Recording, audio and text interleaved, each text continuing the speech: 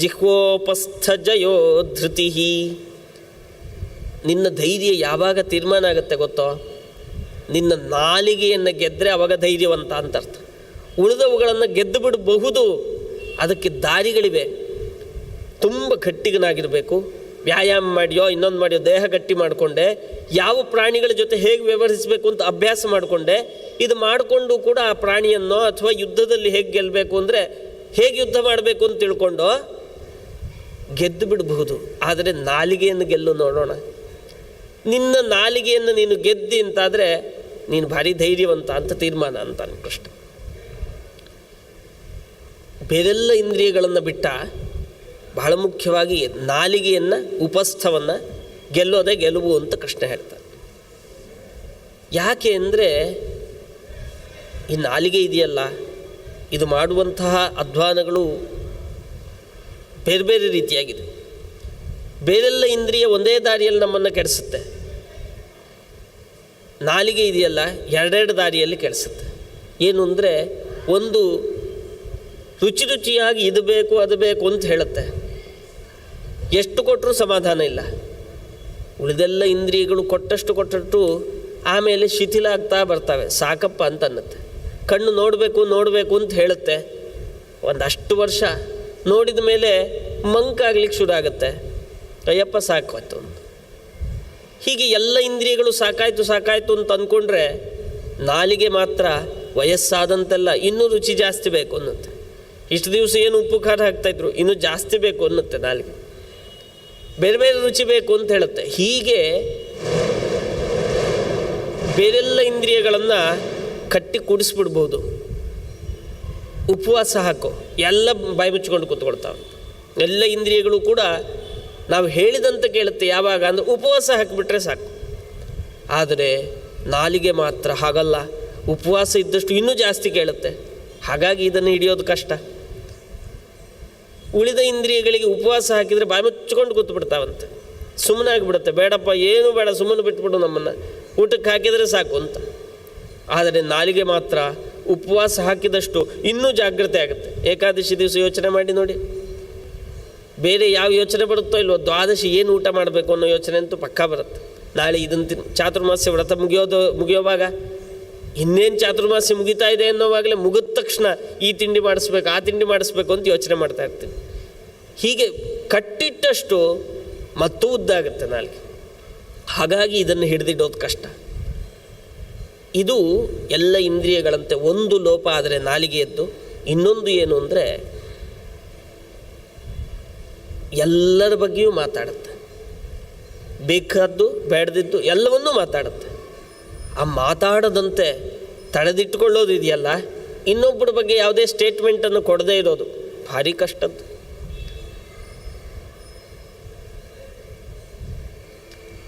ಜೀವನದಲ್ಲಿ ತುಂಬ ವರ್ಷಗಳ ಕಾಲ ಬಾಯಿ ಮುಚ್ಚಿಕೊಂಡಿದ್ರು ನಿಜವಾದ ಸ್ವಭಾವ ಏನು ಅನ್ನೋದನ್ನು ಒಂದು ಕ್ಷಣದಲ್ಲಿ ತೋರಿಸ್ಕೊಟ್ಬಿಡುತ್ತೆ. ನಿನ್ನ ಒಳಗಡೆ ಹೃದಯದಲ್ಲಿ ಏನಿದೆ, ಎಲ್ಲರಿಗೆ ನೀನು ಭಾಳ ಸ್ವಚ್ಛ, ನಾನು ತುಂಬ ಒಳ್ಳೆಯ ಮನುಷ್ಯ ಅಂತ ತೋರಿಸ್ಕೊಂಡಿರಬಹುದು. ಯಾವುದೋ ಸಭೆಯಲ್ಲಿ ಮಾತಾಡುವಾಗ ಒಂದೇ ಒಂದು ಕ್ಷಣ ಇನ್ನೊಬ್ಬರ ಬಗ್ಗೆ ತುಚ್ಛವಾಗಿ ಮಾತಾಡಿದೆ ಅಂದರೆ, ದೊಡ್ಡ ವ್ಯಕ್ತಿಗಳ ಬಗ್ಗೆ, ತಕ್ಷಣವೇ ನಿನ್ನ ಮನಸ್ಸಲ್ಲಿ ಏನಿತ್ತು ಇಷ್ಟು ವರ್ಷ ಅನ್ನೋದು ಹೊರಗೆ ಬಂದುಬಿಡುತ್ತೆ. ಅದಕ್ಕೆ ಪ್ರತಿಯಾಗಿ ಕ್ಷಮೆ ಕೇಳೋದೋ ಇನ್ನೊಂದೋ ಮತ್ತೊಂದೋ ಮಾಡ್ಕೊಳ್ಬೇಕು. ಅದರಲ್ಲಿಯೂ ಕೂಡ ನಿನ್ನ ಸ್ವಭಾವ ಗೊತ್ತಾಗೋಗುತ್ತೆ, ಯಾವ ರೀತಿ ಕ್ಷಮೆ ಕೇಳಿದೆ ಅಂತ. ಹೃದಯದಿಂದ ಕೇಳಿದ್ಯೋ ಬರೀ ಬಾಯಿಂದ ಕಂಠದಲ್ಲಿ ಅಷ್ಟೇ ಬಂತು, ಅದು ಗೊತ್ತಾಗೋಗುತ್ತೆ. ಹೀಗೆ ಹಲವಾರು ವರ್ಷ ಮುಚ್ಚಿಟ್ಕೊಂಡಂಥ ನಿನ್ನ ದುರ್ಗುಣ ಎಲ್ಲ ಒಂದೇ ಕ್ಷಣದಲ್ಲಿ ಬೇಕಾದ್ರೆ ಹೊರಗೆ ಬಂದುಬಿಡುತ್ತೆ. ಮತ್ತೊಬ್ಬರ ಬಗ್ಗೆ ಮಾತಾಡಿ ನಿನ್ನ ಪುಣ್ಯವನ್ನೆಲ್ಲ ಕಳ್ಕೊಂಡು ಬಿಡ್ತೀನಿ ನೀನು. ಹಾಗಾಗಿ ಈ ನಾಲಿಗೆ ಇದೆಯಲ್ಲ ಬಹಳ ಡೇಂಜರ್. ಈ ರೀತಿಯಾಗಿ ನಮ್ಮನ್ನು ಕೆಳಕ್ಕೆ ಇಳಿಸ್ಬಿಡುತ್ತೆ ನಾಲಿಗೆ. ಆದ್ದರಿಂದ ಈ ನಾಲಿಗೆಯನ್ನು ಯಾರು ಗೆಲ್ತಾರೋ ಅವರನ್ನು ಧೈರ್ಯವಂತರು ನಾನು ಒಪ್ಕೊಳ್ತೇನೆ. ಯುದ್ಧದಲ್ಲಿ ಗೆಲ್ಲೋದೋ ಯಾವುದೋ ಪ್ರಾಣಿ ಮುಂದೆ ಗೆಲ್ಲೋದೋ ಅದೆಲ್ಲದಕ್ಕಿಂತ ಗೆಲುವು ಅಂತಂದರೆ ನಿತ್ಯ ಯುದ್ಧ ಇರುತ್ತಲ್ಲ, ನಾಲಿಗೆಯ ಜೊತೆಗಿನ ಯುದ್ಧ. ಇದನ್ನು ಗೆದ್ದರೆ ಅವನನ್ನು ಗೆದ್ದಿದ್ದಾನೆ ಅಂತ ನಾನು ಒಪ್ಪಿಕೊಳ್ತೇನೆ ಅಂತ ಕೃಷ್ಣ ಹೇಳ್ತಾನೆ. ಹಾಗೆ ದಾನ, ಉತ್ತಮವಾದಂಥ ದಾನ ಯಾವುದು ಅಂದರೆ ಕೃಷ್ಣ ಹೇಳ್ತಾನೆ, ದಂಡನ್ಯಾಸ ಪರಂ ದಾನಂ. ದಾನ ಅಂದರೆ ನಮಗೆಲ್ಲ ಗೊತ್ತಿದ್ದಂತೆ ಕೊಡೋದು. ಏನೋ ನನ್ನಲ್ಲಿ ಏನೋ ಒಂದಿದೆ, ಇದನ್ನು ಕೊಟ್ಟೆ ಅದನ್ನು ಕೊಟ್ಟರೆ ನಾನು ದಾನ ಮಾಡಿದ್ದೇನೆ ಅಂತ ಅರ್ಥ. ಆದರೆ ಇದೆಲ್ಲವೂ ದಾನ ಹೌದು. ಎಲ್ಲದಕ್ಕಿಂತ ದೊಡ್ಡದಾಗಿ ನಿನಗೆ ಎಲ್ಲ ಅಧಿಕಾರ ಇದ್ದರೂ ಕೂಡ ಶಿಕ್ಷಿಸದೇ ಇರುವಂಥದ್ದು ಇದೆಯಲ್ಲ, ಇದು ತುಂಬ ದೊಡ್ಡ ದಾನ ಅಂತ ಅನ್ನಿಸ್ಕೊಳ್ಳುತ್ತೆ. ಎಷ್ಟು ಆಶ್ಚರ್ಯ ನೋಡಿ. ನಾನೊಬ್ಬ ಅಧಿಕಾರಿಯಾಗಿದ್ದೇನೆ, ಪ್ರತಿಯೊಬ್ಬನೂ ಅಧಿಕಾರಿಯಾಗಿರ್ತಾನೆ. ಹಾಗಾಗಿ ಅಧಿಕಾರಿಯಾಗಿದ್ದೇನೆ ಅಂತ ಅಂದ್ಕೊಂಡು ಅಧಿಕಾರ ಚಲಾಯಿಸ್ತಾನೆ ಇರ್ತಾನೆ. ಕಡೆಯ ಪಕ್ಷ ಎಲ್ಲಲ್ಲದೆ ಇದ್ದರೂ ತನ್ನ ಹೆಂಡತಿ ಮೇಲೆ, ತನ್ನ ಮಕ್ಕಳ ಮೇಲೆ ಅಥವಾ ತನ್ನ ಗಂಡನ ಮೇಲೆ ಅಧಿಕಾರ ಚಲಾಯಿಸ್ತಾನೆ ಇರ್ತಾರೆ. ತಪ್ಪು ಮಾಡಿದರು ಅಂದರೆ ಶಿಕ್ಷೆ ಕೊಡ್ತೀವಿ ಅಂತ. ಆದರೆ ದಂಡನ್ಯಾಸ ಪರಂ ದಾನಂ, ಆ ಶಿಕ್ಷೆ ಕೊಡದೇ ಇರುವಂಥದ್ದು ಇದೆಯಲ್ಲ, ಇದು ತುಂಬ ದೊಡ್ಡ ದಾನ ಅಂತ ಅನ್ನಿಸ್ಕೊಳ್ಳುತ್ತೆ. ಅಲ್ಲ, ತಪ್ಪು ಮಾಡಿದಾಗ ಶಿಕ್ಷೆ ಕೊಡದೇ ಇರೋದಾ ಅಂತ? ಹಾಗಲ್ಲ. ತಪ್ಪು ಮಾಡಿದಾಗ ತಪ್ಪಿಗೆ ತಕ್ಕಂತೆ ಶಿಕ್ಷೆ ಕೊಡಬೇಕು, ಹೌದು. ಆದರೆ ಅವನು ಹಾಗೇ ತಿದ್ದುಕೊಳ್ತಾನೆ ಅಂತಿದ್ದರೆ, ಅವನು ಅನ್ಯಾಯ ಮಾಡಿದ್ದು ಹೌದು ಅಂತ ಆದರೂ ಕೂಡ ಪ್ರತಿಯಾಗಿ ನನಗೆ ಶಿಕ್ಷೆ ಕೊಡುವಂತಹ ಅಧಿಕಾರ ಇದ್ದರೂ ಕೂಡ ಕೊಡದೇ ಸುಮ್ಮನೆ ಕೂತ್ಕೊಳ್ಳೋದಿದೆಯಲ್ಲ, ಇದು ತುಂಬ ದೊಡ್ಡ ದಾನ ಅಂತ ಅನ್ನಿಸ್ಕೊಳ್ಳುತ್ತೆ ಅಂತ ಕೃಷ್ಣ ಹೇಳ್ತಾನೆ. ಸ್ವಭಾವ ವಿಜಯ ಶೌರ್ಯಂ ಸತ್ಯಂಚ ಸಮದರ್ಶನಂ. ಶೌರ್ಯ, ಸಾಹಸ ಅಂದರೆ ಯಾವುದು ಸಾಹಸ ಅಂತಂದರೆ ಸ್ವಭಾವ ವಿಜಯ. ನಿನ್ನ ಮನಸ್ಸನ್ನು ಗೆಲ್ಲೋದಿದೆಯಲ್ಲ, ಅದು ನಿಜವಾದ ಶೌರ್ಯ ಅಂತ ಅನ್ನಿಸ್ಕೊಳ್ಳುತ್ತೆ. ಇನ್ನೊಂದು ರಾಷ್ಟ್ರದ ಮೇಲೆ ಹೋಗಿ ದಬ್ಬಾಳಿಕೆಯನ್ನು ನಡೆಸಿ ಗೆದ್ದು ಬರುವಂಥದ್ದು ಶೌರ್ಯ ಅಲ್ಲ. ಯಾರು ಬೇಕಾದರೂ ಮಾಡಿ ಯಾರು, ನಿನ್ನ ಮನಸ್ಸಿನ ಮೇಲೆ ಹಿಡಿತವನ್ನು ಸಾಧಿಸು, ನೀನು ಹೇಳಿದಂತೆ ಮನಸ್ಸು ಕೇಳುವಂತಾಗಲಿ, ಆವಾಗ ಶೌರ್ಯವಂತ ಅಂತ ಒಪ್ಪಿಕೊಳ್ತೇನೆ ನಾನು ನಿನ್ನನ್ನು. ಸತ್ಯ ಅಂದರೆ ಇದ್ದದ್ದನ್ನು ಇದ್ದಂತೆ ಹೇಳುವಂಥದ್ದು ಅಂತ ನಾವು ಅಂದುಕೊಂಡಿದ್ದೇವೆ. ಕೃಷ್ಣ ಹೇಳ್ತಾನೆ, ಸತ್ಯಂಚ ಸಮದರ್ಶನಂ. ಸತ್ಯ ಅಂದರೆ ಸಮನನ್ನು ನೋಡೋದು. ಅಂದರೆ ಸಮ ಅನ್ನುವಂಥ ಭಗವಂತ ಎಲ್ಲ ಕಡೆ ನಿಂತಿದ್ದಾನೆ, ಎಲ್ಲರಿಗೂ ಸಮನಾಗಿರುವವನವನು. ಹಾಗಾಗಿ ಅಂಥವನನ್ನು ನೋಡೋದು ಸತ್ಯ ಅಂತ ಅನ್ನಿಸ್ಕೊಳ್ಳುತ್ತೆ. ಅಥವಾ ಯಥಾವಸ್ತು ದರ್ಶನ, ವಸ್ತು ಹೇಗಿದೆಯೋ ಹಾಗೇ ನೋಡೋದನ್ನು ಸತ್ಯ ಅಂತ ಕರೀತಾರೆ. ಅಲ್ಲ, ವಿಚಿತ್ರ ಅಲ್ವಾ? ದೊಡ್ಡ ಸಾಹಸವ ಇದು. ಇದ್ದದ್ದನ್ನು ಇದ್ದಂತೆ ನೋಡೋದು ಒಂದು ದೊಡ್ಡ ಸಾಹಸನ ಅಂತ ನಮಗನ್ನಿಸುತ್ತೆ. ಆದರೆ ಅತಿ ಹೆಚ್ಚು ಸಂದರ್ಭಗಳಲ್ಲಿ ತುಂಬ ಆಶ್ಚರ್ಯದ ಸಂಗತಿ, ಮನೋವಿಜ್ಞಾನ ಒಪ್ಪಿಕೊಳ್ಳುವಂಥ ಸಂಗತಿ ಇದು. ಏನು ಅಂದರೆ, ಮನುಷ್ಯ ಎದುರುಗಡೆ ಇದ್ದದ್ದನ್ನು ನೋಡ್ತಾ ಇರೋಲ್ಲ, ಹೆಚ್ಚಿನ ಸಂದರ್ಭದಲ್ಲಿ ತನ್ನ ಒಳಗಿದ್ದದ್ದನ್ನೇ ನೋಡ್ತಾ ಇರ್ತಾನೆ. ಎಲ್ರಿಗೂ ಅನುಭವಕ್ಕೆ ಬಂದಿರ್ಬೋದು. ಪುಸ್ತಕ ಓದ್ತಾ ಇರುವಾಗ ತಪ್ಪು ಓದ್ಕೊಂಡು ಹೋಗಿರ್ತೀವಿ. ಏನೋ ಓದಿರ್ತೀವಲ್ಲ, ಆ ತಪ್ಪು ಓದಿರ್ತೀವಲ್ಲ, ಆ ಪದ ಅಲ್ಲಿ ಇರೋದೇ ಇಲ್ಲ, ಇಲ್ಲದೆ ಇರೋದನ್ನು ಓದಿರ್ತೀವಿ. ಎಲ್ಲಿಂದ ಓದಿರ್ತೀವಿ? ಅದನ್ನು ನೋಡಿಕೊಂಡೇ ಓದ್ತಾ ಇರೋದಲ್ವ.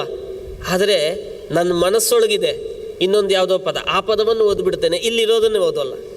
ಅಯ್ಯೋ, ಇದೇನು ಸಣ್ಣ ತಪ್ಪು ಅಂತ ನಾವು ಅಂದ್ಕೊಂಡಿದ್ದೀವಿ. ನಮಗನ್ಸುತ್ತೆ, ಅಯ್ಯೋ ಒಂದು ಸರ್ತಿ ತಪ್ಪು ಓದಿದ್ರೆ ಇನ್ನೊಬ್ರು ಹೇಳಿದರೆ ಸರಿ ಮಾಡ್ಕೊಂಡ್ಬಿಡ್ತೀನಿ, ಏನು ದೊಡ್ಡ ಸಂಗತಿ ಅಲ್ಲ ಅಂತ. ಆದರೆ ತಪ್ಪು ಓದಿದ್ದು ಸಮಸ್ಯೆ ಅಲ್ಲ, ಅದು ನಿಮ್ಮ ಸ್ವಭಾವವನ್ನು ತಿಳಿಸ್ತಾ ಇದೆ, ಅದು ಸಮಸ್ಯೆ. ಇಲ್ಲದೆ ಇರೋದನ್ನು ಓದ್ತಾ ಇದ್ದೀವಲ್ಲ, ಹಾಗೆಯೇ ಇಲ್ಲದೆ ಇರೋದನ್ನು ಕೇಳಿಸ್ಕೊಳ್ತಾ ಇರ್ತೀವಿ. ಅಂದರೆ ಹೇಳುವವರು ಬೇರೆ ಏನೋ ಹೇಳ್ತಾ ಇರ್ತಾರೆ, ಕೇಳಿಸ್ಕೊಳ್ಳೋವನು ಬೇರೆ ಏನೋ ಕೇಳಿಸ್ಕೊಳ್ತಾ ಇರ್ತಾರೆ. ಪರೀಕ್ಷೆ ಮಾಡಿ ನೋಡಿ, 10 ಜನನ ಕೂಡಿಸ್ಕೊಂಡು ಒಂದು ವಿಷಯ ಹೇಳಿದರೆ ವಾಪಸ್ ಹೇಳಿ ಅಂತ ಕೇಳಿ, 10 ಜನವೂ ಬೇರೆ ಬೇರೆ ಥರ ಹೇಳ್ತಾರೆ. ಒಂದೇ ವಿಷಯ ಹೇಳಿದವನು ಒಬ್ಬನೇ ಹೇಳಿರ್ತಾನೆ, ಆದರೆ ಕೇಳಿಸ್ಕೊಂಡವರು ಮಾತ್ರ ಬೇರೆ ಬೇರೆ ಥರ ಕೇಳಿಸ್ಕೊಂಡಿರ್ತಾರೆ. ಅದ್ರ ವಿಷಯಗಳನ್ನು ಬೇರೆ ಬೇರೆ ಅಂದ್ಕೊಂಡಿರ್ತಾರೆ. ಯಾಕೆ ಅಂದರೆ, ಕೇಳಿಸ್ಕೊಳ್ಳುವವನು ಬರೀ ವಿಷಯವನ್ನಷ್ಟೇ ಕೇಳಿಸ್ಕೊಳ್ಳಲ್ಲ, ತನ್ನ ತಲೆಯಲ್ಲಿದ್ದಂತೆ ಕೇಳಿಸ್ಕೊಳ್ತಾ ಇರ್ತಾನೆ. ತನ್ನ ತಲೆಯಲ್ಲಿ ಒಂದು ಕಲ್ಪನೆ ಇದೆ, ಅದಕ್ಕೆ ತಕ್ಕಂತೆ ಕೇಳಿಸ್ಕೊಳ್ತಾ ಹೋಗ್ತಾನೆ. ಅದಕ್ಕೆ ತಕ್ಕಂತೆ ಇವನು ಹೇಳಿದ್ದನ್ನೆಲ್ಲ ಜೋಡಿಸ್ಕೊಳ್ತಾ ಹೋಗ್ತಾನೆ ಹೊರತಾಗಿ ಅವನಿಗೆ ಯಾವ ಕಲ್ಪನೆ ಇದೆ, ಅವನು ಏನು ಹೇಳಬೇಕಾಗಿದೆ ಅದನ್ನು ಇವತ್ತು ತಿಳ್ಕೊಳ್ಳೋದೇ ಇಲ್ಲ. ಹಾಗಾಗಿ ಈ ಸ್ಥಿತಿಯನ್ನು ದಾಟಿ ಯಥಾವಸ್ತು ದರ್ಶನ, ಅವರು ಹೇಗೆ ಹೇಳಿದ್ರೋ ಅವ್ರ ಭಾವನೆಯಲ್ಲಿ ಏನಿದೆಯೋ ಅದನ್ನೇ ನೀನು ತಿಳ್ಕೊಂಡು ಅಂತಂದರೆ ಆವಾಗ ಯಥಾವಸ್ತು ದರ್ಶನ ಅಂತ ಅನ್ನಿಸ್ಕೊಳ್ಳುತ್ತೆ. ವಸ್ತು ಏನಿದೆಯೋ ಅದನ್ನೇ ನೀನು ನೋಡಿದೆ ಅಂದರೆ ಯಥಾವಸ್ತು ದರ್ಶನ ಅಂತ ಅನ್ನಿಸ್ಕೊಳ್ಳುತ್ತೆ. ಹಾಗಾಗಿ ನಮ್ಮಲ್ಲೆಲ್ಲ ಉಪನಿಷತ್ತನ್ನೋ ಪುರಾಣಗಳನ್ನು ಓದಬೇಕಾದ್ರೆ ಆ ಋಷಿಗಳನ್ನೆಲ್ಲ ನಮಸ್ಕಾರ ಮಾಡಿ ಓದಬೇಕು ಅಂತ ಕ್ರಮ. ಯಾಕೆ ಓದಿದ್ರೆ ನಂಗೆ ಅರ್ಥ ಆಗೋಲ್ವಾ ಅಂದರೆ ಅರ್ಥ ಆಗುತ್ತೆ, ಆದರೆ ಅವ್ರಿಗೆ ಹೇಗೆ ಅರ್ಥ ಆಗಿತ್ತೋ ಹಾಗೆ ಅರ್ಥ ಆಗಲ್ಲ ನಿಂಗೆ. ಯಾವಾಗಲೂ ಕೂಡ ರಚನೆ ಮಾಡಿದವನಿದ್ದಾನಲ್ಲ ಅವನ ಅಭಿಪ್ರಾಯ ಅಂತ ಒಂದಿರುತ್ತೆ. ಆ ಅಭಿಪ್ರಾಯ ನಿಂಗೆ ಅರ್ಥ ಆಗಬೇಕು. ಋಷಿಗಳವರು ಅವರು ಯಾವ ಭಾವನೆಯಿಂದ ಆ ಸ್ತೋತ್ರವನ್ನು ಹೇಳಿದರೋ, ಯಾವ ಭಾವನೆಯಿಂದ ಆ ಭಾವನೆಯ ಉತ್ತುಂಗಕ್ಕೆ ಹೋಗಿ ಆ ಮಂತ್ರ ಪಠಣವನ್ನು, ಆ ಮಂತ್ರವನ್ನು ಕಂಡುಕೊಂಡ್ರೋ, ಆ ಸ್ಥಿತಿಗೆ ನೀನು ಹೋಗಿ ತಲುಪಿದೆ ಅಂತಾದರೆ ಅವರ ಅಭಿಪ್ರಾಯ ನಿನಗೂ ಗೊತ್ತಾಗುತ್ತೆ. ಅದಲ್ಲದೆ ನೀನೇ ಏನೋ ಒಂದು ಅರ್ಥ ಮಾಡಿಕೊಂಡ್ರೆ ನೀನು ಉಪನಿಷತ್ತು ಓದಲಿಲ್ಲ ಅಂತ ಅರ್ಥ, ಭಾಗವತ ಓದಲಿಲ್ಲ, ಪುರಾಣ ಓದಲಿಲ್ಲ ಅಂತ ಅರ್ಥ. ನಿನ್ನದನ್ನು ನೀನು ಓದ್ಕೊಂಡಿ ಅಷ್ಟೆ. ಹಾಗಾಗಿ ಓದೋಕ್ಕಿಂತ ಮುಂಚಿತವಾಗಿ ಆ ಋಷಿಗಳನ್ನು, ಅದರಿಂದ ಪ್ರತಿಪಾದ್ಯವಾದಂಥ ದೇವತೆಯನ್ನು ಎಲ್ಲರನ್ನು ನಮಸ್ಕಾರ ಮಾಡಿ ಓದಲಿಕ್ಕೆ ಪ್ರಾರಂಭ ಮಾಡಬೇಕು ಅಂತ ನಮ್ಮಲ್ಲಿ ಸಂಪ್ರದಾಯ. ಯಾಕೆ ಅಂದರೆ ಅವನು ಕಂಡುಕೊಂಡದ್ದು ನನಗೂ ಕಾಣಿಸ್ಲಿ. ಯಥಾವಸ್ತು ದರ್ಶನಂ ಸತ್ಯಂ ಸಮದರ್ಶನಂ ಸತ್ಯಂಚ ಸಮದರ್ಶನಂ. ಅದು ಹೇಗಿದೆಯೋ ಹಾಗೇ ಕಾಣುವುದು, ಇದನ್ನು ಸಮದರ್ಶನ ಅಂತ ಕಂಡಿದ್ದೇವೆ. ಇದು ಒಬ್ಬ ಶಿಕ್ಷಕನಾದವನಿಗೆ ಅರ್ಥ ಆಗುತ್ತೆ. ಎಲ್ಲ ವಿದ್ಯಾರ್ಥಿಗಳು ಒಂದೇ ಥರ ಶಿಕ್ಷಕನನ್ನು ಕೇಳಿಸ್ಕೊಳ್ಳೋದಿಲ್ಲ. ಈ ಕೇಳಿಸ್ಕೊಳ್ಳದೆ ಇರುವಂಥದ್ದು ಅನ್ನೋದು ಜೀವನದಲ್ಲಿ ಅತಿ ದೊಡ್ಡ ಸಮಸ್ಯೆ. ನಮಗೆ ಗೊತ್ತಾಗೋಲ್ಲ, ಅಯ್ಯೋ ಇದೇನು ದೊಡ್ಡ ವಿಷಯ ಅಂತ ಹೇಳ್ತಾ ಇದ್ದಾರೆ ಅಂತ ಅನಿಸುತ್ತೆ. ಆದರೆ ಹೇಳುವವನು ಹೇಳಿದಂತೆಯೇ ಕೇಳಿಸ್ಕೊಳ್ಳದೆ ಇರುವಂಥದ್ದು ಇಡೀ ಜೀವನದಲ್ಲಿ ಪ್ರತಿಯೊಬ್ಬ ವ್ಯಕ್ತಿಯ ಅತಿ ದೊಡ್ಡ ಸಮಸ್ಯೆ ಆಗಿರುತ್ತೆ. ಸರಿಯಾಗಿ ಕೇಳಿಸ್ಕೊಳ್ಳೋದನ್ನು ಕಲಿತ ಅಂದರೆ ತುಂಬ ಬುದ್ಧಿವಂತ ಆಗಿರ್ತಾನೆ. ಅತಿ ಹೆಚ್ಚು ಯಾರು ಕ್ಲೀನಾಗಿ ಸರಿಯಾಗಿ ಕೇಳಿಸ್ಕೊಳ್ತಾನೋ ಅವನು ಅತಿ ಹೆಚ್ಚು ಬುದ್ಧಿವಂತ ಅಂತ ಅರ್ಥ. ಹೀಗೆ ಸತ್ಯಂಚ ಸಮದರ್ಶನಂ. ಸತ್ಯ ಅಂದರೆ ಇದ್ದದ್ದನ್ನು ಇದ್ದಂತೆಯೇ ತಿಳ್ಕೊಳ್ಳುವಂಥದ್ದನ್ನು ಸತ್ಯ ಅಂತ ಕರೆದಿದ್ದೇವೆ. ಹೆಚ್ಚಿನ ಸಂದರ್ಭದಲ್ಲಿ ನಾವು ಹೀಗೆ ತಿಳ್ಕೊಂಡಿರೋದಿಲ್ಲ ಅದರಿಂದಾಗಿ ಅಂತ ಕೃಷ್ಣ ಹೇಳ್ತಾನೆ. ಶೌಚ ಅಂದರೆ ಏನು? ಉದ್ಧವ ಕೇಳಿದ, ಶೌಚ ಅಂದರೆ ಏನು ಕೃಷ್ಣ? ಶುದ್ಧಿ ಅಂತ ಹೇಳ್ತಾರಲ್ಲ, ಬಹಳ ಮುಖ್ಯ ಅಂತಂತಾರೆ ಎಲ್ಲ ಕಡೆಯಲ್ಲಿಯೂ. ಏನದು ಶುದ್ಧಿ ಅಂದರೆ? ಕೃಷ್ಣ ಹೇಳ್ತಾನೆ, ನೋಡಪ್ಪ, ಮಣ್ಣು ಹಚ್ಚಿ ಕೈ ತೊಳ್ಕೊಳ್ಬೇಕು. ಏನೋ ಮೈಲಿಗೆ ಆದರೆ ಮಣ್ಣನ್ನು ಮುಟ್ಟಿ ಕೈ ತೊಳ್ಕೊಳ್ಬೇಕು, ಅದೊಂದು ಶುದ್ಧಿ ಅಂತ ಅನ್ನಿಸ್ಕೊಳ್ಳುತ್ತೆ. ಹೀಗೆ ನಾನಾ ವಿಧವಾದಂಥ ಶುದ್ಧಿಗಳಿದೆ. ಅದೆಲ್ಲದಕ್ಕಿಂತ ಕರ್ಮತ್ಯಾಗ ಪರಂ ಶೌಚಂ ಕರ್ಮ ಸ್ವಸಂಗಮ ಶೌಚಂ.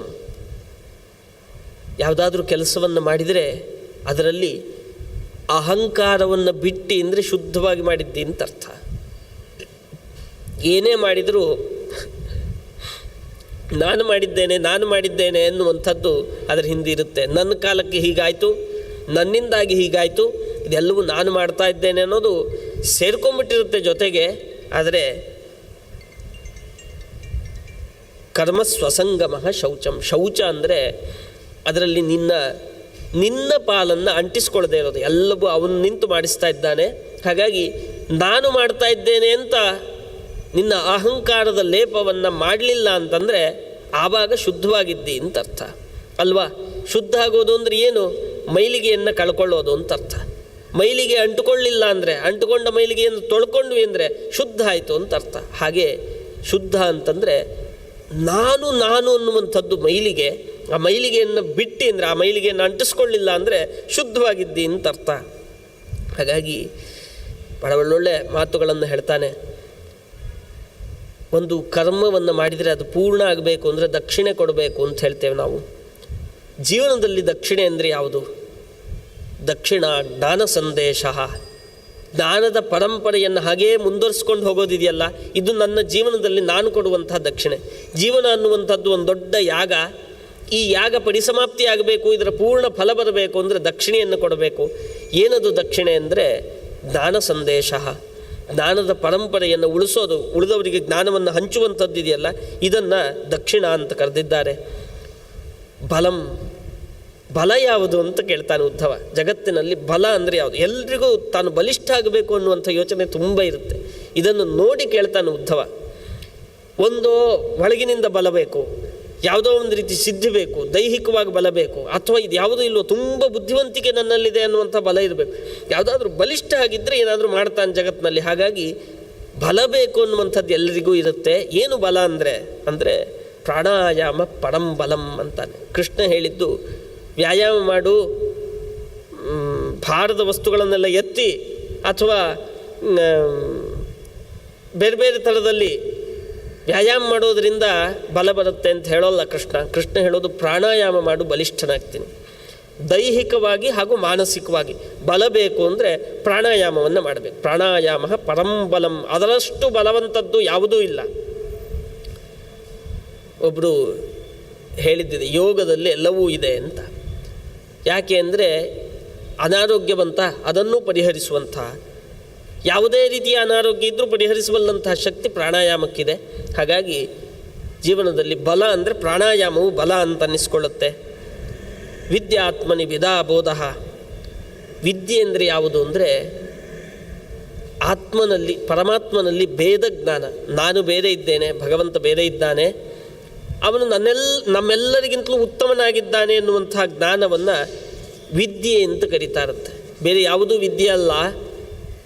ಎಲ್ಲಕ್ಕಿಂತಲೂ ಮುಖ್ಯವಾದ ವಿದ್ಯೆ ಭಗವಂತ ನಮ್ಮೆಲ್ಲರಿಗಿಂತಲೂ ಉತ್ತಮನಾಗಿದ್ದಾನೆ ಅಂತ ತಿಳ್ಕೊಳ್ಳುವಂಥದ್ದು ವಿದ್ಯೆ ಅಂತ ಅನ್ನಿಸ್ಕೊಳ್ಳುತ್ತೆ. ದರಿದ್ರೋ ಎಷ್ಟು ಅಸಂತುಷ್ಟ ಕೃಪಣು ಯೋಜಿತೇಂದ್ರಿಯ ಅಂತ ಹೇಳಿ ನನ್ನ ಮಾತನ್ನು ಮುಗಿಸ್ತೇನೆ. ಈಗ ಯಾರು ದರಿದ್ರ ಅಂದರೆ ಏನು ಗತಿ ಇಲ್ಲದವನು ಅಂತ ಅಂತೀವಲ್ಲ, ಯಾರದು? ಹೇಗಿದ್ದರೆ ಗತಿ ಇಲ್ಲದವನು ಅಂತ ಹೇಳ್ಬೋದು. ಶ್ರೀಮಂತ ಅಂದರೆ ಹೇಗೆ ಅಂತ ಹೇಳ್ಬೋದು. ಹಾಗೆ ಗತಿ ಇಲ್ಲದವನು ಅಂದರೆ ಯಾರು ಅಂತ ಹೇಳಬೇಕು ಅಂದರೆ ಎಷ್ಟು ಅಸಂತುಷ್ಟ, ಏನಿದ್ರು ಅಯ್ಯೋ ನನಗೇನೂ ಇಲ್ಲ, ಇದು ಸಾಕಾಗಲ್ಲ, ಇಷ್ಟೇ ಅಲ್ವ ನಂದು, ಇನ್ನೊಬ್ರದ್ದು ಯಾವುದೋ ಚೆನ್ನಾಗಿದೆ ಅನ್ನುವಂಥ ಭಾವನೆ ಯಾರಿಗಿರುತ್ತಲ್ಲ ಅವನನ್ನು ದರಿದ್ರ ಅಂತ ಕರಿಬೇಕು. ಗತಿ ಇಲ್ಲದವನು ಅಂತ ಅವನನ್ನು ಕರಿಬೇಕು. ಸಂತುಷ್ಟನಾಗಿದ್ದರೆ ಅವನು ತುಂಬ ಶ್ರೀಮಂತ ಅಂತ ಅರ್ಥ. ನೆಮ್ಮದಿಯನ್ನು ಕಂಡುಕೊಳ್ಳೋದು ಒಂದು ವಿದ್ಯೆ. ನೆಮ್ಮದಿಯನ್ನು ಕಂಡುಕೊಂಡ ಅಂತಂದರೆ ಸಂತುಷ್ಟನಾಗಿ ಭಗವಂತ ಕೊಟ್ಟದ್ದು ಇದು ಅವನ ಪ್ರಸಾದ ಅನ್ನುವಂತಹ ಸಂತುಷ್ಟಿ ಯಾರಿಗಿದೆಯೋ ಅವನು ಒಳ್ಳೆ ಶ್ರೀಮಂತಿಕೆ ಇದೆ ಅಂತ ಅರ್ಥ. ಅದು ಇಲ್ಲ ಅಂತಾದರೆ ಉಳಿದೆಲ್ಲವೂ ಇದ್ದರೂ ಕೂಡ ಅವನು ತುಂಬ ಬಡಪಾಯಿ ಅಂತ ಅನ್ನಿಸ್ಕೊಳ್ತಾನೆ ಅಂಥೇಳಿ ಕೊನೆಯದಾಗಿ ಒಂದು ಮಾತನ್ನು ಹೇಳ್ತೇನೆ ಅಂತ ಕೃಷ್ಣ ಹೇಳ್ತಾನೆ. ಗುಣದೋಷ ದೃಶಿರ್ದೋಷೋ ಗುಣಸ್ತುಭಯ ವರ್ಜನಂ. ಇದು ಗುಣ ಇದು ದೋಷ ಅಂತ ನೋಡುವಂಥದ್ದು ದೋಷ. ಎರಡನ್ನು ಬಿಟ್ಟರೆ ಅದು ಗುಣ ಅನ್ನಿಸ್ಕೊಳ್ಳುತ್ತೆ. ಅಲ್ಲ ಇಷ್ಟೊತ್ತು ತನಕ ಯಾವುದು ಗುಣ ಯಾವುದು ದೋಷ ಅಂತ ಹೇಳಿ ಆಮೇಲೆ ಎರಡನ್ನು ಬಿಟ್ಟರೆದು ಅದು ಗುಣ ಅಂತ ಹೇಳ್ತಾ ಇದ್ದಾನೇನೋ ಅಂತ ಅನಿಸುತ್ತೆ. ಆದರೆ ನೋಡು, ಇವೆಲ್ಲ ಯಾಕೆ ಹೇಳ್ತಾ ಇದ್ದೇನೆ ಅಂತಂದರೆ ಕೃಷ್ಣ ಹೇಳ್ತಾನೆ, ಇದೆಲ್ಲವೂ ಇರುವಂಥದ್ದು ಭಗವಂತನ ಪ್ರೀತಿಗೋಸ್ಕರ. ಆ ಭಗವಂತನ ಪ್ರೀತಿ ಎನ್ನುವಂಥದ್ದು ಒಂದನ್ನು ಬಿಟ್ಟು ಇದು ಗುಣ ಇದು ದೋಷ ಅಂತ ಏನು ಬೇಕಾದ್ರೆ ನೋಡ್ತಾ ಕೂತ್ಕೋ, ಅವೆಲ್ಲವೂ ದೋಷ ಅಂತಲೇ ಅನ್ನಿಸ್ಕೊಳ್ಳುತ್ತೆ. ಭಗವಂತನ ಪ್ರೀತಿ ಎನ್ನುವಂಥದ್ದು ಒಂದಿದ್ದು ಬಿಟ್ಟರೆ ಇದೆಲ್ಲವನ್ನು ಮೀರಿ ಹೋಗುತ್ತೆ. ಅದರಲ್ಲಿ ಗುಣ ಇರಲಿ ದೋಷ ಇರಲಿ, ಅದನ್ನು ಮೀರಿ ಎಲ್ಲವೂ ಕೂಡ ಗುಣವೇ ಅಂತ ಅನ್ನಿಸ್ಕೊಳ್ಳುತ್ತೆ. ಯಾಕೆ ಅಂದರೆ ಅದು ಎಲ್ಲದರ ಹಿಂದೆ ಭಗವಂತ ಪ್ರೀತನಾಗಲಿ ಎನ್ನುವಂಥ ಉದ್ದೇಶದಿಂದ ಕೆಲಸವನ್ನು ಮಾಡ್ತಾ ಹೋಗು. ಆವಾಗ ಅದರಲ್ಲಿ ದೋಷ ಇದ್ದರೂ ಕೂಡ ಅದು ಗುಣ ಅಂತಲೇ ಅನ್ನಿಸ್ಕೊಳ್ಳುತ್ತೆ. ಯಾಕೆ ಅಂದರೆ ಅದೆಲ್ಲದರ ಹಿಂದೆ ಬಹಳ ಮುಖ್ಯವಾದಂಥ ಉದ್ದೇಶ ಅಂದರೆ ಭಗವತ್ ಪ್ರೀತಿ ಎನ್ನುವಂಥ ಯೋಚನೆ ಇದ್ದರೆ ಸಾಕು ಅಂತ. ಹೀಗೆ ಇಷ್ಟೆಲ್ಲ ಚಿಕ್ಕ ಚಿಕ್ಕ ಪ್ರಶ್ನೆಗಳಿಗೆ ಉತ್ತರವನ್ನು ಕೃಷ್ಣ ಕೊಡುವ ಮೂಲಕ ಇಡೀ ಜೀವನಕ್ಕೆ ಒಂದು ದೊಡ್ಡ ದಾರಿಯನ್ನು ತೋರಿಸಿಕೊಟ್ಟಿದ್ದಾರೆ ನಮಗೆ ಪುರಾಣಗಳಲ್ಲೆಲ್ಲ. ಹಾಗೆ ಇಂಥ ಮಾತುಗಳನ್ನು ಆ ಕೃಷ್ಣನ ಸನ್ನಿಧಾನದಲ್ಲಿ ಒಪ್ಪಿಸುವಂತಹ ಒಂದು ಅವಕಾಶವನ್ನು ಕೊಟ್ಟಿದ್ದಕ್ಕೋಸ್ಕರ ಶ್ರೀಪಾದರಿಗೆ ಅನಂತಾನಂತ ಕೃತಜ್ಞತೆಗಳನ್ನು ಹೃತ್ಪೂರ್ವಕವಾಗಿ ಸಲ್ಲಿಸ್ತಾ ಎರಡು ಮಾತುಗಳನ್ನು ಗುರುಮಧ್ವರ ಪರಮಪೂಜ್ಯ ದೇವತೆ ಗೋಪಾಲಕೃಷ್ಣ ಸ್ವೀಕಾರ ಮಾಡಲಿ ಅಂತ ಪ್ರಾರ್ಥನೆ ಮಾಡಿಕೊಂಡು ಎರಡು ಮಾತುಗಳನ್ನು ಮುಗಿಸ್ತಾ ಇದ್ದೇನೆ. ಶ್ರೀಕೃಷ್ಣಾರ್ಪಣಮಸ್ತು.